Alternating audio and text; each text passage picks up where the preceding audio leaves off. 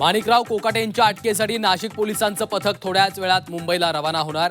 लीलावती दाखल कोकाटेंना अटक वॉरंट बजावणार। माणिकराव कोकाटे ही हिट विकेट, कोकाटेंनी स्वतः खड्ड्यात उडी मारली, संजय राऊतांची टीका।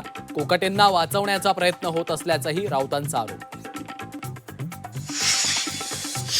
राज ठाकरेंचा 20 आणि 21 डिसेंबरला मुंबईच्या विविध भागात दौरा, पूर्व आणि पश्चिम उपनगरात दौरा करत कार्यकर्त्यांचा उत्साह वाढवणार।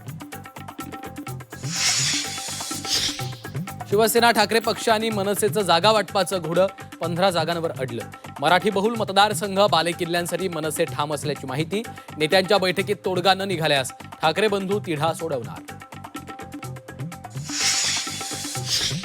मराठवाड्यातलं काँग्रेसचं निष्ठावंत घराणं फुटलं, प्रज्ञा सातव यांचा भाजपात प्रवेश, काही जिल्हा परिषद सदस्यांनीही कमळ घेतला हाती। पैशाचं पदाचं प्रलोभन देऊन लोक फोडतायत, प्रज्ञा सातव यांच्या पक्षप्रवेशावर नाना पटोलेंचा आरोप। कुठल्या कारणानं सातव यांनी राजीनामा दिला माहीत नसल्याचं पटोलेंचं स्पष्टीकरण। प्रज्ञा सातव यांच्या भाजप प्रवेशामुळे काँग्रेसचा विरोधी पक्षनेतेपदाचा दावा धोक्यात येण्याची शक्यता, काँग्रेसचं संख्याबळ 8 वरून 7 वर येणार। वर्ध्याच्या देवळीत लाडकी बायको योजना, नेत्यांनी घरीच घेतली उमेदवारी, भाजपच्या उमेदवार शोभा तडस यांच्यावर यशोमती ठाकूर यांची टीका।